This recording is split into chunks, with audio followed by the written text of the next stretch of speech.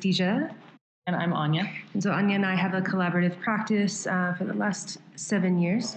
I always get confused the duration we've been married and the duration we've had a collaborative practice because they're only 1 year difference.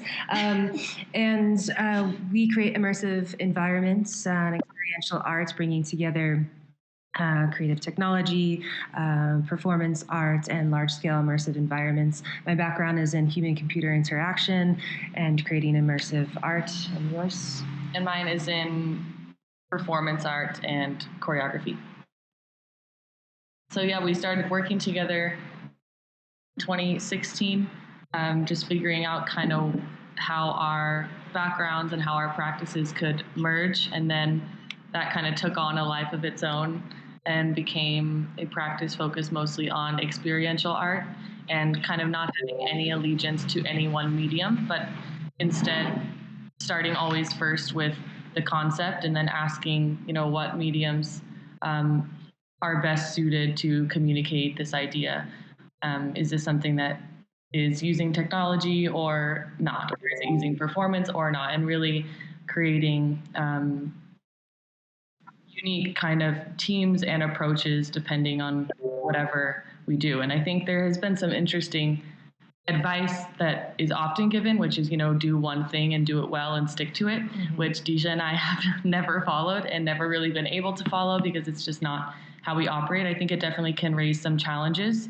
If it's like, oh, you made a film and then you made an installation and then you did this performance and then you made a website, it could be kind of, I guess, confusing. But if your creativity flows in different ways and there's a thread of continuity or approach or aesthetic or depth in what you're doing, I think you can overcome that kind of market confusion of switching between mediums. So I mean, I see, of course, all of the mediums are different, right? And require different resources, but I also feel like they're all the same. They all feel the same. At least how operator approaches them, we approach it in the same way. So it feels,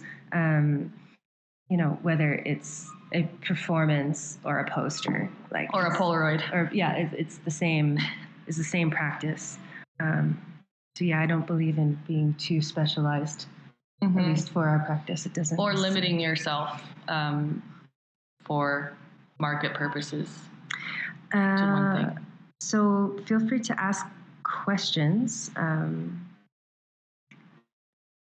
In this chat, we have it open. Or audio. Or audio, yeah. Or we could just keep talking, which we're very good at. Forever. So great to have you both. I love your work. And it's not a question. I'm just jumping in the silence just to share that and to share that I it's really great for me to hear. Well, I know your work. I follow it and I connect with it very much and respect it very much. But it's really great to hear you talk about medium because I feel the same way when people ask me what medium do I work in. It's like, so I frame things under the category of drawing. I feel like all my work is drawings, whether they're photographs or installations or whatever. So that's very reassuring. It's really great. And I just wanted to jump in and say hello. That's basically it. Maybe a question will come later, but excited to have you all here. I totally understand that an installation could be a drawing. I think in choreography and a performance could also be a drawing. Yeah.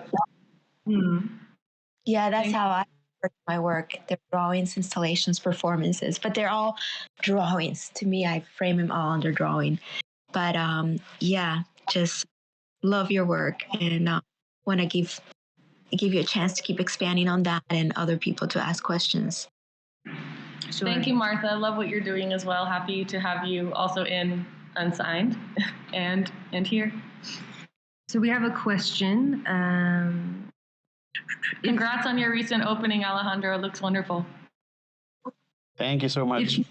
Yeah, thank you so much. So excited to be part of Unsigned. Oh my gosh, thank you. All right, so if the medium changes depending on the project, how do you achieve the continuity and consistency that market and collectors seek or seem to seek? Well, this for us is very easy to answer because Ania and I, for the first 6 years of our practice, didn't engage with the market whatsoever. So we didn't have to worry about them. We were just creating our commissions. I mean, our entire practice was commission-based, either by an institution or ourselves, even. Or a brand. And in that, we were able to have quite a bit of freedom while there was quite a bit of I would say, like, constraint in terms of like where the work was being presented, and we always welcome constraints.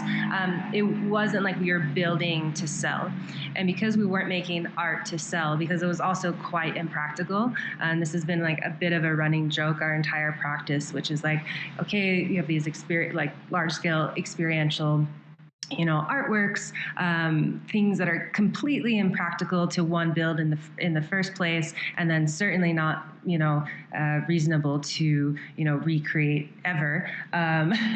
People say, well, do you have anything that you can sell? And we're kind of like very turned off by this question because we're not going to switch our medium to flat art or something that is more conducive to selling just because people are trying to monetize, and extract value from our practice. So we've already, we've entered into the market, I guess, a year ago from this kind of headspace and this lens. So being a bit resistant and kicking and flailing the whole way and saying, okay, we're going to do it our way. But of course, the market, has its own way of doing things. And so, for us, it's just, we don't really, I think it's important, like, if you're going to sell work, at least in our experience, it's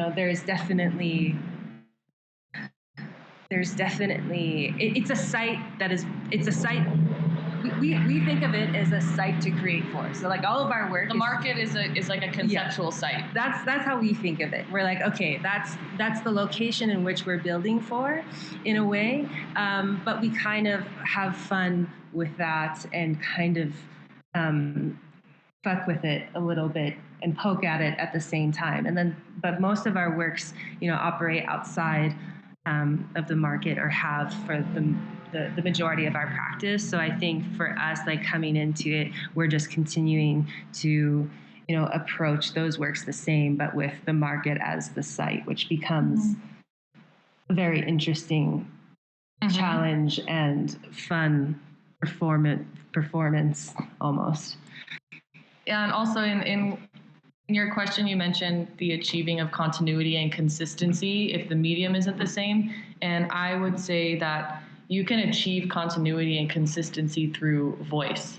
And it doesn't rely on medium. If the voice of everything that you touch, whether it's a Polaroid or a performance or an installation or a browser-based artwork, if you can feel that it's something that came from the same person or the same collective, then I think that consistency is enough for collectors, and I think they can deal with different outputs as long as you can actually feel it's coming from that same place, it's coming from that artist's kind of source material and vision. So I think you can create consistency in other ways beyond medium. Voice and approach, right? I'm thinking, our process is pretty much the same for every project. Of course, we're dealing with, like, the mechanisms are totally different, but I think that's why the voice remains consistent. And we're also not thinking about, it almost fits with, like, the operator rules for art and technology that we've always used and referenced. And one is say no to tech demos. Because technology is a huge part of our practice, right? So we've kind of created this cheat sheet for ourselves that also others can use. But no tech demos, not relying on the novelty of a technology for the work to hold up. And I think even thinking of avoiding novelty in market mechanisms and taking advantage of those. I mean, like sometimes that actually could fit the concept of the work to take advantage of novel market mechanisms. But I think all of those are choices. So I think as long as you're making choices instead of the choices being made for you, yes, that's key. Then your voice will ring through, I guess. But also it means finding your voice should be your primary and sole goal as an artist, and staying true to that and not letting it be kind of wavered or pulled in different directions for other people's purposes. So finding your voice is really, really the most important thing. Yeah, 100%. It's not something you're going to find out now. It's going to be, maybe by the time you die, you found it. But it's a beautiful journey. And then hi, this is Danielle. I'm so happy to have you two here. This is such an honor and a pleasure. I had a question about collaboration. I am starting my first collaboration right now, and I love the idea of collaboration. As a collector, I love to see when artists work together and use their different approaches and their different, use their different voices and meld them in some way that comes up with something new and unique. And obviously in your situation, it's a very specific kind of collaboration in that you are, an artist duo, and then also you're a couple. But I'm just wondering, how you two sort of approach that. And, I mean, I think I'm just like a very conflict avoidant person, and maybe that's something I have to deal with. But, how do you handle it when, one of you maybe has an idea and the other one is not so crazy about it or wants to take it in a different direction? And, maybe that goes into the work itself. But yeah, I'm just kind of curious to hear you two talk about collaboration, since that is like at the core of your practice in a way. That's a really good question. And I think there's something really interesting about when Dejha and I work together. I feel like usually from the beginning, we're imagining the same output. Like we see the same thing before it exists. And so as we're making choices and as we're going through the process, like we hardly ever are really describing what the final thing looks like. Like we know we're on this journey, and we also know and envision in really similar ways. I would say the only time that there's like I want to do this, or like maybe we should do that, it's usually in terms of what to prioritize within our practice. What thing should we take on? Should we do this thing, or should we stay focused and just dedicate our time on this other thing? It's more, I would say, and this is my perspective, maybe Dejha is like, I never agree with you. I don't know, we'll see. But I think usually it's about prioritizing one project or another, or one thing that we want to do next or another, where we find that we might be on different pages. But once we're in something, I also feel like there's, of course, a lot of personal choices, but like I said, every single choice that's made is usually in service of the concept. So it almost feels like we're not making a lot of the decisions. It's like the process itself is pulling us collectively towards what the piece needs to be and how everything needs to come together based on whatever the driving container or feeling that we're looking for is, wherever that's guiding us. What would you say, Dejha? Well, yeah, I would say we have the unfair advantage of having every minute of the 24 hours in a day as research and development. It's a lot. For the last 7 years.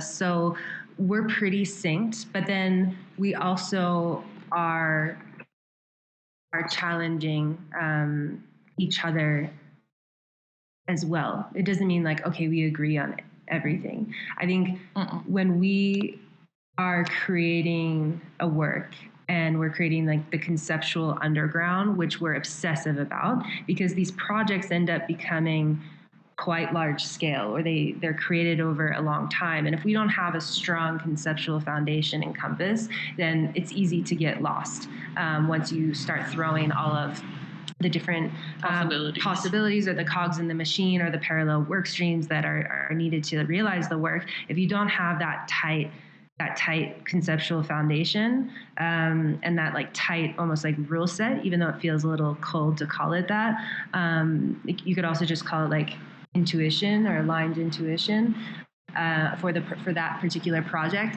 then you get lost. So we're insanely obsessive with intimately knowing the concept before we start producing anything, and also staying in touch with that along the way. And so I think that's where you and I like run, there's like smoke coming out of our heads, like mainly at that part of the project, because we know that part has to be right. So I wouldn't say so much, I think in that we don't necessarily agree a lot of the time, but it's more to create that. We want that groundwork to be strong. So we like fight for it, as if our life depended on it, until that's strong. And so that's more just like if I'm not convinced, just not by you necessarily, but just in general, that certain approach or that idea doesn't strengthen the concept, then I'm going to interrogate it both within myself and with you, because I also really trust your gut and and really respect like what your view is on it. So sometimes like I'll frame, well, did you think that this could be a conceptual whole if it was viewed this way or this way? And you might have not thought of like viewing it that way. So I bring it up to you or vice versa. And then I'm like kind of relying on you to say, well, yeah, that is a whole or it's not, or for you to like convince me of something. I'm always like willing to be convinced otherwise. So I think, I wouldn't really say that's necessarily disagreeing or there's this like, well, I want to do this. There's like an inner accountability that we both hold each other to, but ultimately our loyalty is to the concept. Yeah, the loyalty is to the concept, and then, of course, there's outside of our collaboration, obviously our works take, they're also engineering feats, and there's quite a bit of custom technology that is built and large teams of fabrication, lighting designers, engineers. Often we collaborate with other artists as, part of a larger project. So many of our teams can be anywhere from, 15 to 40 people. And so I think that's a whole other level and conversation of collaboration, which we really have kind of been inspired from the beginning of our practice. And for me, I would say like even longer when I was working as a solo artist, experiments of art and technology and the true experimentation. I'm referencing 1967, Robert Rauschenberg, Bell Labs, Billy Kluver, et cetera. The true collaboration between artists and engineers. This is something that we could also talk about, but I'm mindful of other questions. Yeah, just on the note of team and credits is like if they just put a link in there to one of our biggest projects, which is in 2019 on View. And I think there is kind of this thing with the idea of the artist being this like solo genius up at the top and everyone else who worked on it is invisible, which we've kind of challenged from the beginning of our practice, because operator is in operation. It's like a big machine that Dejha and I, are driving the vision behind, but we're certainly not the only people working on it. So to recognize and have visibility, and speaking of Web3 and transparency, having transparency on what it takes to make pieces like ours. It's not just, one person makes this huge thing by themselves as the solo genius. It's EAT of the 1960s, and you see what it takes to execute things that are complex engineering feats, but also artworks, and I don't think that undermines our vision. It just means it's a different medium that requires certain types of help and assistance and collaboration that we can't actually do every single thing hands-on. It's very similar, our medium, I would say, to film director. So you have the director of the film, then you see or an opera. Hundreds, or an opera. Like you have the director of the film and you have people who are driving the vision, who are also the ones bringing in and choosing who's going to be the DP, who's going to be the costume designer, who's going to be this person. Like our medium is very similar to that in the sense that we are directing it, but we also, it's a role to curate the team and bring in the people who are coming in, driving the whole vision and making one unified experience out of a bunch of different creative voices and engineers, programmers. So I want to get to Una's question because it's starting to disappear in the chat, and I really want to address it. And I think there was someone who was about to jump in via the voice. I don't know if it was. Yeah, I wanted to focus as well on a question. Yeah, I can wait for the other one. Okay, so let's go to Una's, and then we can go to this other one, ABCD. Fun, pricey, oh gosh. Pricey. Okay, but Una's question, which I think is really important, and I love the work that Una's doing. So I love it. It's just a mirror, holding itself up to a culture that's trying and saying it's about one thing, but also in practice, not that at all, and has so much work to be done. So shout out to Una. Commissions, share more about the process. How do you... Oh, okay. So in terms of how much we share, and we just did this earlier this week to like a bunch of different people, it's really interesting because when you need a large budget to get something done, a lot of times people only want to pay for something they can already see, which is a problem because then how do you convince someone, yeah, we're going to do this huge thing, and then also we're not into like getting other people's artists and saying like, here, it's like this mood board and you can see all these other artists' work. It's going to be kind of like that. Like we are, we're making something because it doesn't already exist and we can't point to it. And I think that's really exciting. But when you get people who are looking to commission something and it's something of a larger price tag, usually they want something that's safe and they want to see something that like, have you done this before? Or do you have this thing seem to work? So can we bring that up instead of do something new? So I think that's an ongoing challenge. And in terms of how much of the idea you share, I mean, practically, I don't know if this is what you're getting at, but like practically like everyone that we're sharing or presenting to is signing an NDA. And if we have the capacity, then we could be sharing like 3D renders of like how it would look in space or just sketches, but definitely the full concept, and also depending on the space, because pretty much everything is also site specific. So if people are like, what does it look like? We're also like, for example, privacy portraits at Proof of People, it was very site specific. We went to Fabric, we found that corner of fabric, which we were like, this could work really well. And we used that desk and that acrylic, beautiful thing that was already there and built into the space and leaned into the space in order to inform how people went through the experience. And so in terms of sharing, it's not always like, this is exactly what it looks like, because often it can change depending on the location. And do you want to address the last question? No, I was going to continue on this one, which is actually for Proof of People, the privacy portraits. When we first discussed it with Nicole, it was actually a fully digital workflow. I mean, it was a physical performance installation, but the back end wasn't going to be analog generative algorithms. It was going to be, fully digital. And automated. So, but that was like a constraint of the site, the timeline, I think the budget, like all these things coming together.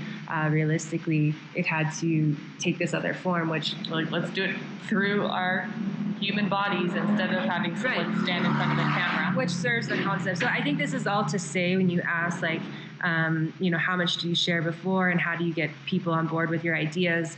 We always hear the concept, we hear the fact that this can take form in many different scales. And I think that's always really important to share with potential partners, because it is so site specific. We would be very naive to say, well, it would look exactly like this. Like that doesn't, and it would be naive of the partner to expect that as well. So I think giving a good flexible framework of like maybe how this could take form and manifest at different scales is always nice to share, because it also makes it more budget friendly, timeline friendly. But if you have an ambitious partner, you can also have the opportunity to scale it up. But yeah, and how do you give people that take capital to execute? Yeah, Still working on that. Yeah, I mean, and part of that is like your back portfolio, and part of that is just like presentation skills, to be honest. Like we sometimes are like, are we artists? Are we professional, deck makers? Or are we like actually just in Mad Men, but instead of like selling cigarettes, we're selling our art concepts, but pretty much like on the day-to-day, it's more like Mad Men and Operator. Yeah. Oh gosh. Okay. Next. Okay. Yeah, go ahead. Am I next? Sorry, I just wanted to respond to that, but am I next? Yes, you're next, and then we go to ABCD. Okay. Yeah, I think that's the part that I wanted to jump into. But I wanted to say I admire so much your partnership. I think the way that the two of you come together is just perfect elements coming together to make this great pairing. And I had a partner like that, and I know what it's like, a partner that was also my partner. And those very just this discussions, just constantly discussing of ideas and developing the projects like that. I love the way that you describe the very complex background of the teams that you put together. And I wanted, you did go into that, which is great, but and now you started to touch on the part about there's this real allure to how you reveal the work. That also is a really big undertaking as well. I don't want to call it marketing. I'm just saying that for lack of a better word, but the release, maybe it's more of the performance of the release of the work. How do you line up your conspirators, the people that talk about your work, that interview you, the events, everything it's huge. And I love that you've related it to like the production of a film. There was a film production right below my apartment last year, and I was just completely captivated with the whole process. I also became involved, but yeah, I guess that part, if you could talk a little bit about that part, the part about the release, the allure of the work, the I don't want to call it mystery, but yeah, maybe allure is more it. You're really good at that. You're excellent at that. It's a real talent as well. It's a very complex talent. The entire package of what you do. Could you go into that a little bit? Does my question make sense? Yes, I think so. I mean, we could also call it storytelling. We could call it marketing. We could call it storytelling. But it's almost as if there is the creation of the work, which is the nucleus, and then it's how do we engage people with that. And I almost feel that the kind of the teasers that we make and the sort of small narrative videos, whether they're 15 seconds or a minute and a half or more cerebral and like academic or more, 15 seconds, I have no attention span version, which all are very fun to make. They're different ways, or a long talk, on a stage. These are all different dimensions in which to like create mythology around the work as if it's part of the story, right? So it's I think of it more as storytelling than marketing, because we're building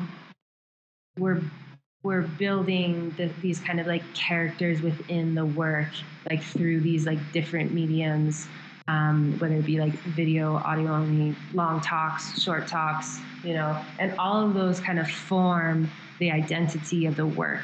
So it's like for us, we're insanely obsessive over every detail of the work. And then when it comes to like speaking about the work, we think of that as the nest that the work sits in. And so the nest is also part of the work. And then we can like hand over the nest, which is holding the work, to, to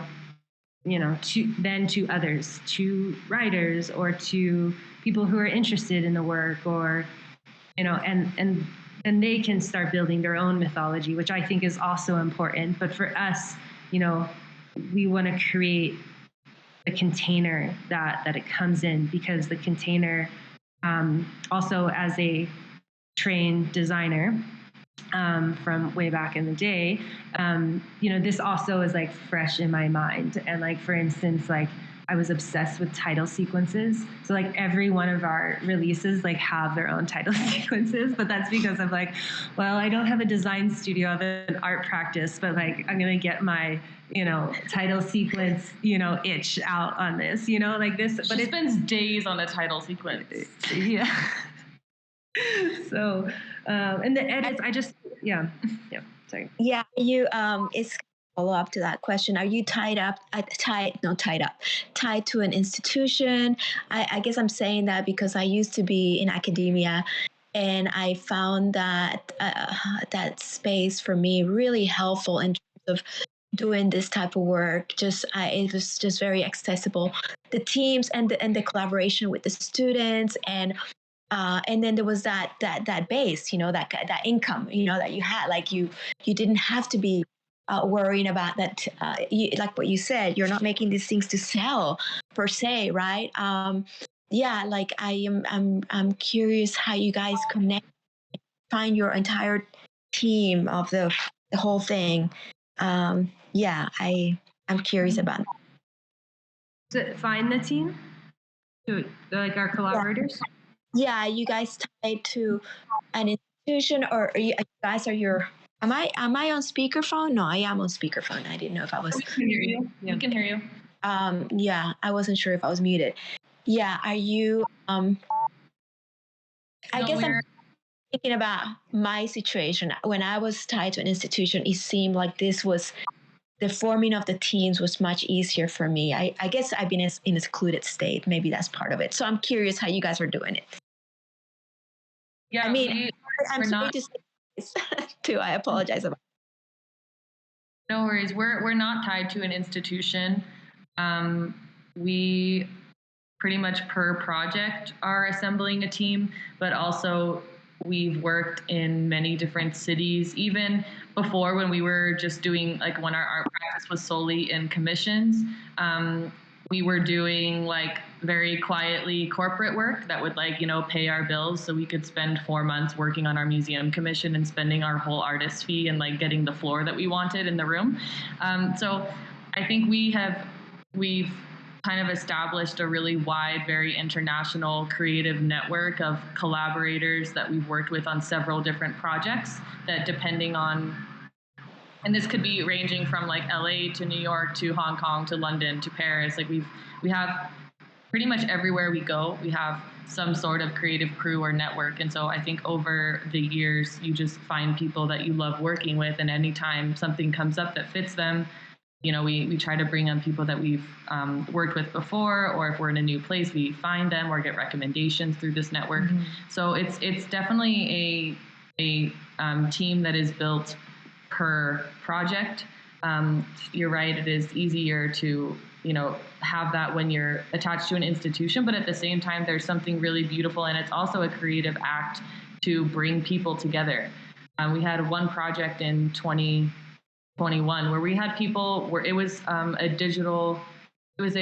basically a fashion presentation for London Fashion Week in 2021 that was entirely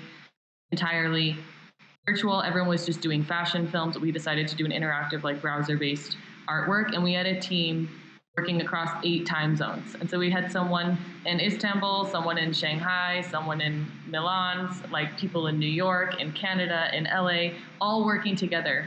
And like just seeing the curation of beings to work together on a project and create one's unified vision is also part of the creative act, I would say. Mm-hmm. So while it's easy to be like, we have a go-to team, it's also part of the work to bring these different types of people with different backgrounds and strengths together and unified in one vision. So I like that part. very much. And also people that we've worked with, if speaking to, particular engineers or whatever the role is that they've had in previous projects, like asking them, for additional, references of folks. So it just is I think an extended network. Really. Okay, so I see another question, ABCD. I'd like to ask about pricing of work. I'm just starting out as a quote unquote professional artist, and this is something I struggle with, especially with big companies that usually want all the rights to the artwork. No, never. No, never. Maybe there's a price. Maybe there's a price if they add enough zeros. Add 3 zeros. To own the rights. Could you clarify your question a bit? I don't know if you don't mind jumping on the mic. But could you elaborate on your question a bit? Like what context they would want all the rights to the work? Is this to sell a digital artwork, or is this a commission? Usually in terms of commissions, right now. Or is it working with a brand in a more like commercial context? It's like, just because it's also tied to pricing of work. Mm-hmm. Is this to I make custom. Or is she hiring you or not hiring you and just taking your work? Which happened to us. Can you hear me? Hello. See that you're typing or no? Oh no, it isn't. Do you want to respond to this anyway? You can hear us. I can't hear ABCD, but I see that you're off mute. Yeah, maybe I could type.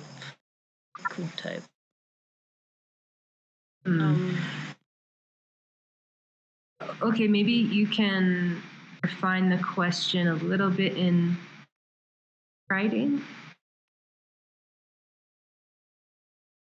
Everyone can hear us, but we can't. She says she will type since you can't hear her. Okay, great. Okay, so in the meantime, we can look at some of the other ones. We'll come back to that. Pitching. Love to ask. Okay, I'd love to ask about the aesthetics and the super polished finish of all your projects, something I feel very attracted to, which happens to be not that common in conceptually based performance art. Performative art.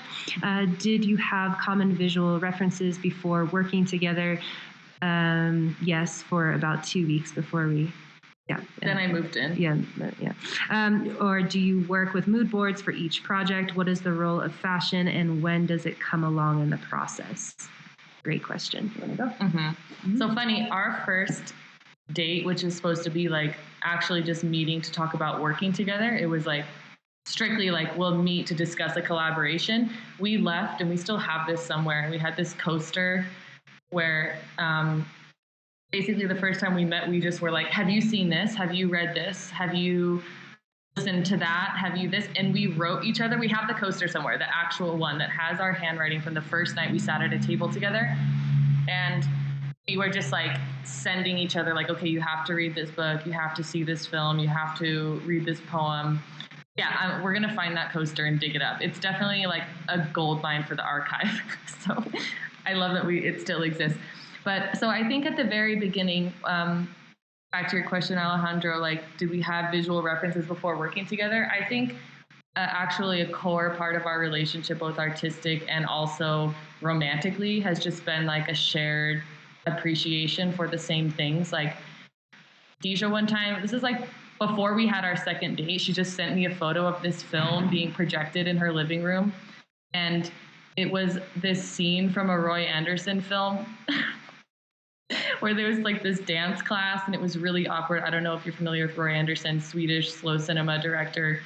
And I saw it, and she just, no context, like we had only met once. She just sent me a picture of this like really absurd ballet class happening on her wall. And I saw that and I was like, she gets me. I get her. Like, it was like this form of intimacy. I mean, she was definitely flirting. Like, she knew I would dig it because I'm a dancer and it was a dance class. So it was a flirt.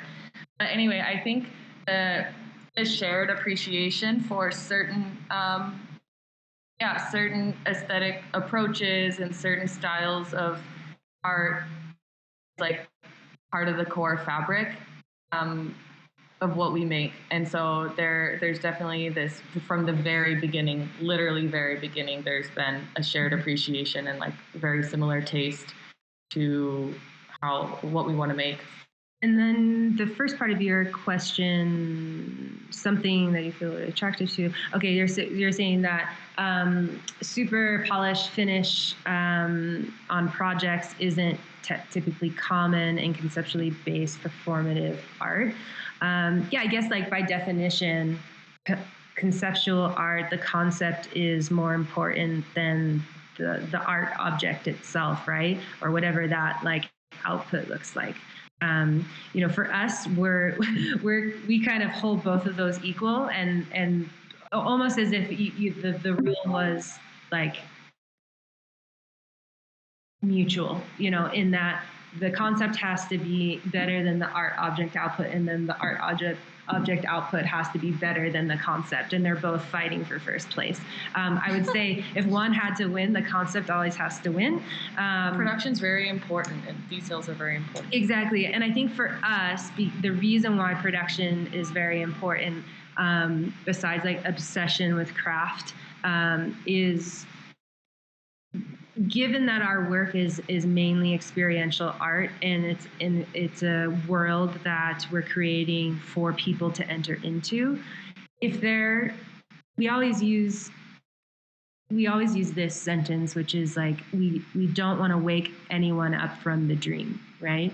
So if they're in one of our works and one thing is off, it could be the fashion on a performer, it could be the choice of the color of the floor, it could be the choice of the lighting, or the way you interact with a computer or like an interactive system. If any of these wake you up from the dream, then you're no longer in our immersive world. You're thinking about this technology, you're thinking about the logo on the performer's shirt, or like how that fashion aspect doesn't fit in with the concept of the work, right? So like for us, the polish comes from obsessively searching every like micro surface of the work and saying, do all of these serve the concept and the simple rule set that we created, that like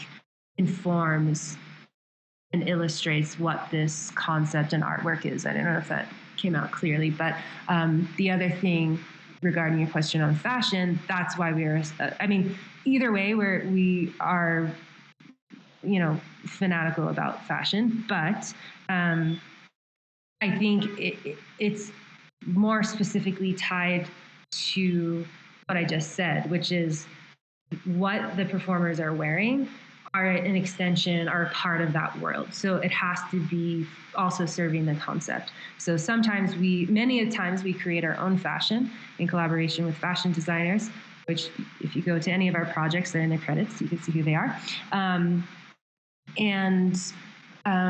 We generally create custom fashion. I'm trying to think. Well, the only time once Adidas commissioned an artwork for us,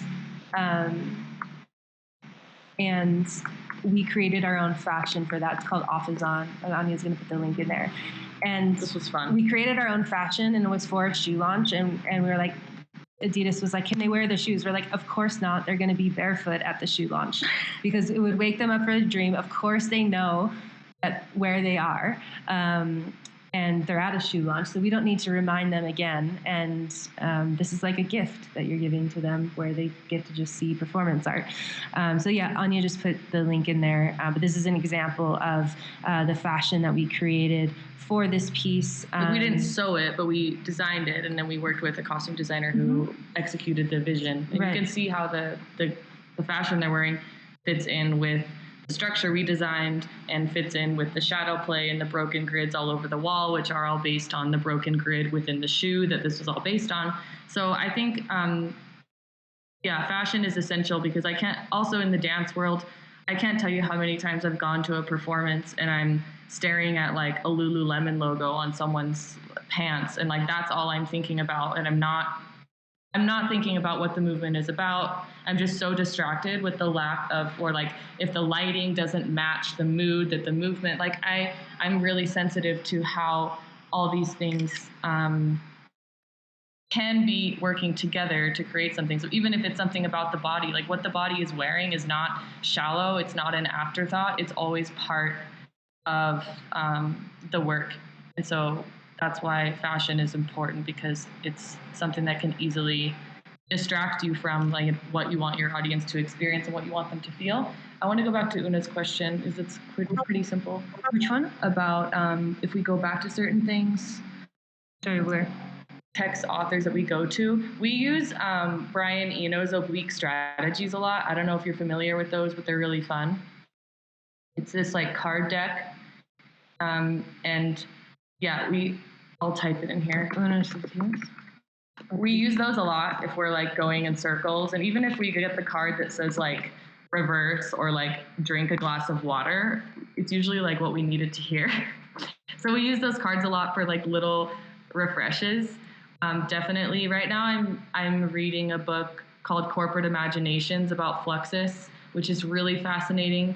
And it also kind of goes back to Alejandro's question about the question of polish and production, because it's kind of about how while Fluxus was challenging everything and wanting to make art not so highbrow, it also had a really sophisticated back end, and it was leaning into the efficiency of corporate structures. They had brand guidelines, they had like a really intense copyright department, they had a very methodical back end, and they were very organized, and they were structured like a corporation, but instead of the corporation's goal being selling sunglasses, what they were selling, and they were leaning into the main channels of communication in order to spread their message. And even though their message was chaos, the back end was very organized, and it was actually built off of corporate structures. So I would say Fluxus were really like always leaning and like going back to those kinds of approaches, because I kind of feel like even the fact that we made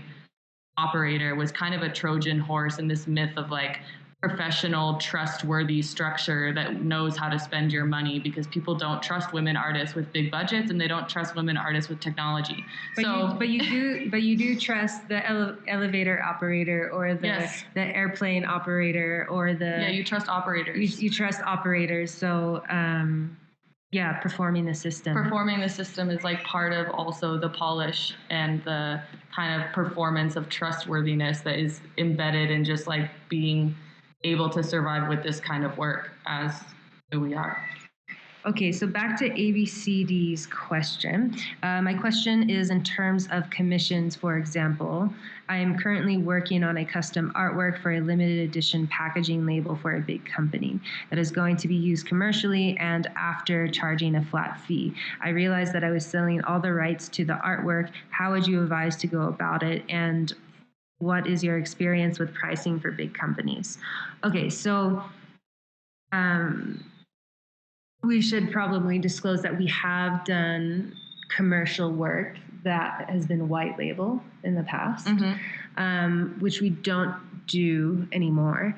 But we used to do a lot of it because it's how we were able to pay rent in LA. Yeah, and like make art. And in that case, we were providing a service. And so we were just very like, whether it's like creative consulting or creative direction or actually like executing work for those companies, we would, not share anything that we wanted to save for our practice. So we just had that limit on, because you're never going to get them to sign an NDA. So we just didn't share anything we didn't want to share, and produce the work that they needed to be created. But we also were like, this isn't our outlet for art, so we didn't overdo it. So that's, I think with the white label stuff and like pricing, it really depends on what you're doing. But so I just want to identify like white label versus not white label. So if we're thinking this is not white label, which it sounds like it's not, This is for me. I'm just gonna say what I feel for operator at least, which is it would take something extreme for us to sell the rights to an artwork to a company. We always do everything we can to retain those rights. If we're not retaining them, then there has to be a good reason. And like a huge payout at the beginning. Yeah. Or, hey, the reason could be like you really need the money. Like this has been the case for us in the past too. So I think it really depends on the context. So it's always, I think, better to hold on to your rights. And that's also like if it's an artwork commission, then they can own the output of that, but you would still own the moral rights and the copyright of that work, even if you're providing them an exclusive license, which you agree on ahead of time, whether it's a flat fee or if it's a license for 5 years or 2 years or 6 months. But I would, in any case you possibly can, try to hold on to those rights. If it's a museum or like an art patron or something like that, I mean, I think the example that you're giving, like I would imagine this would be like an LVMH or like a Coca-Cola or like a brand. If they are commissioning artwork, I would suggest that you hold on to the rights and also know what what the license you're giving to them is. You can use it for this purpose for this long. Like you can't put it on trucks or billboards, but you can like put it on social media. And kind of defining what the use case and what that license is, I think is very important, and how long that lasts, and that it's exclusive for a certain amount of time. The other thing is, and sorry, I want to go where I just lost their question. Right here. Excuse me. Okay, and also an institution or anyone who's like truly commissioning an artwork that's like not a company, they should never own the rights to your work ever. Otherwise, it's suspicious. Mm-hmm. And to Martha's question, we have a lawyer, yes, that we work with. That I wish artists didn't have to talk to lawyers so much, but there's a lot of there's a lot that can go wrong. There's a lot. I mean, and we've been in situations before, like if there's not a lot of opportunities and you find yourself getting, an opportunity to do something or getting an offer to do a partnership, and you're like, this could be good for my career. It's such ripe ground for exploitation. And there's a lot of people that, feel like artists should be lucky to get any opportunity at all. And so you can easily be convinced that it's really good for you, but actually you're, having someone extract value from your life purpose and your voice without properly compensating you for it.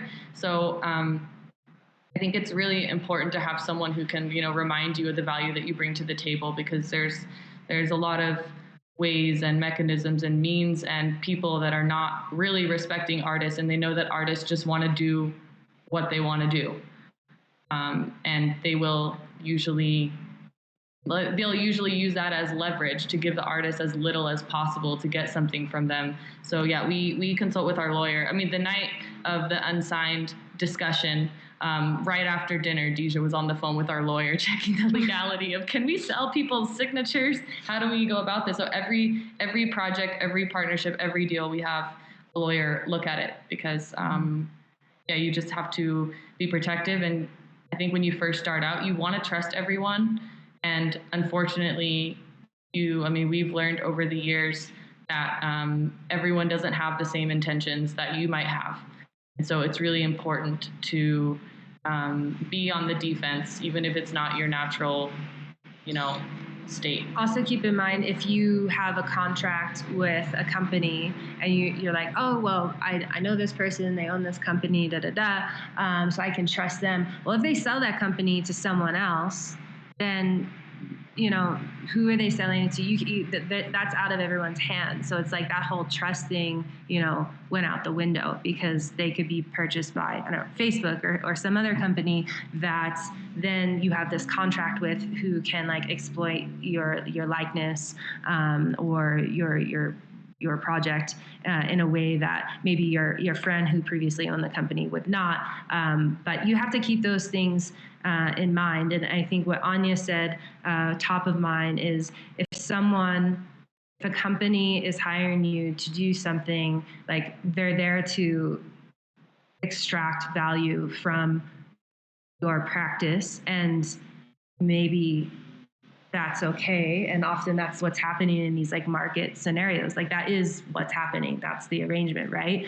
And it's just important, I think, to like realize that like you are bringing the value to the table. So it's important that you understand that so that you can set yourself up to win in the best way possible. But I also understand that, and we've been in scenarios.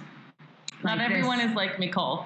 Yeah, but I wish they were, but they're not. We've been in scenarios where it's like, okay, we've made deals because, like, I don't know, maybe financially, like we really needed them at the time, but then they ended up being more of a nightmare at the end. So, I think just something to keep in mind. Be really critical about those. And know your value when you go into the discussions. That's the most important.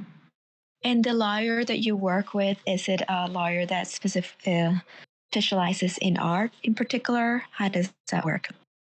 No, so we have several lawyers. Not full time, just like that we go to when we need something. Yes. So we have different lawyers for different like needs. So there is a particular art lawyer that we use that she's just like a total G and has been around for quite a long time. So she understands like art world law from the perspective of art world and historical cases and things like that. She's historical herself. And then we have like a main lawyer who kind of does all of our like standard forms and reviews contracts. And then because our contracts are so like international that a lot of times he can't speak on every single contract. So then he'll have to consult with a lawyer in a particular part of the world to ensure that what he's advising us on is actually, sound. Like if it's a German company that's a partnership with, and so the territory's in Germany, then he would have to make sure that whatever we have in writing is valid under German law. Yeah. That answers your question. And then, yes, one more question. We have time. We have like 3 more minutes, and then we have to hop off. Yeah, I was wondering because you, even though you've been working with technology from the beginning of your journey, what you do is performative and it's very immersive. And I was wondering, how has it been for you to navigate the crypto art space? Because for me, and I'm a bi-dimensional artist, I mostly work on 2D.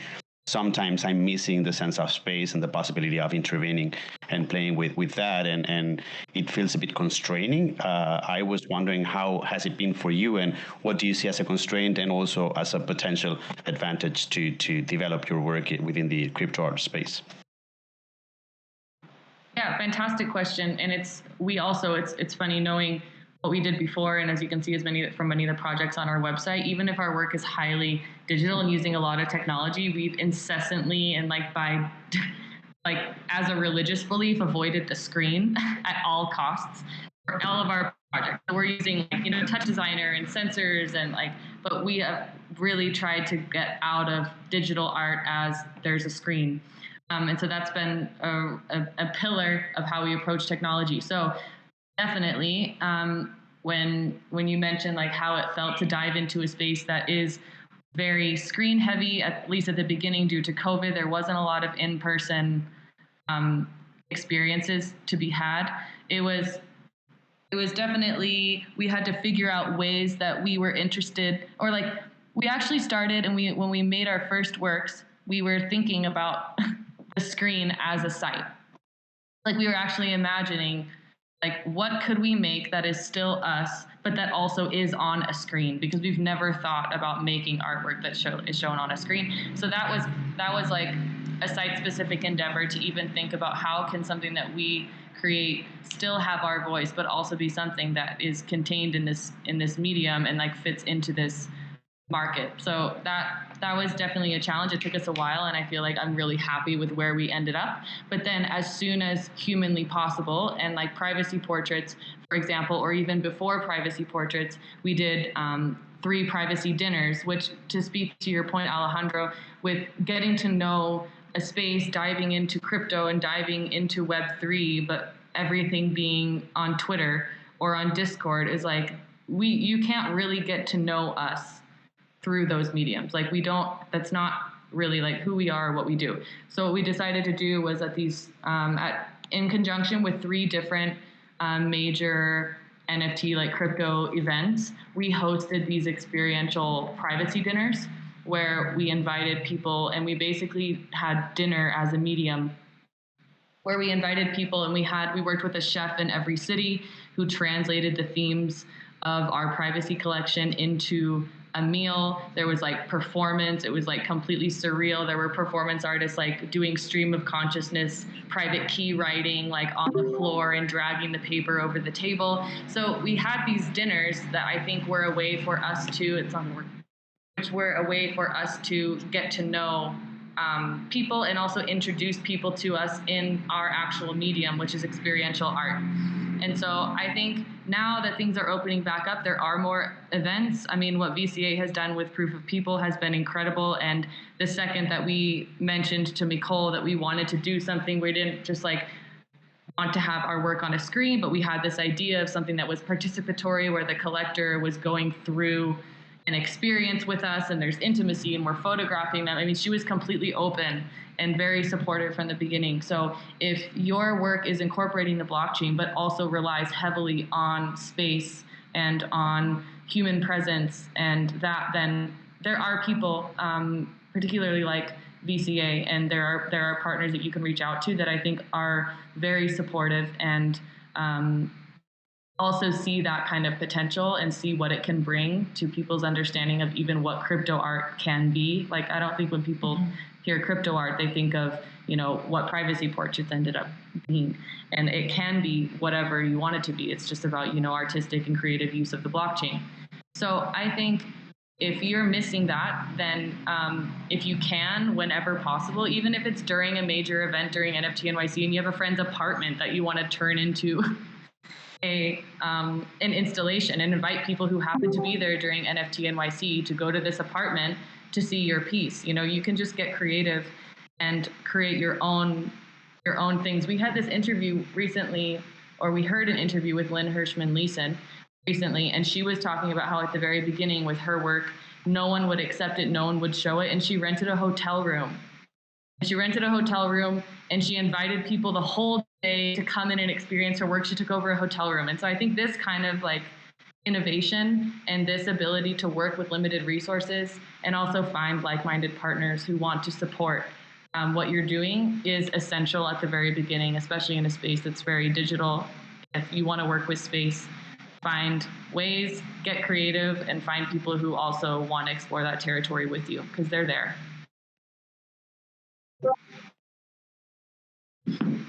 Oh, Nicole, VCA Nicole. Martha.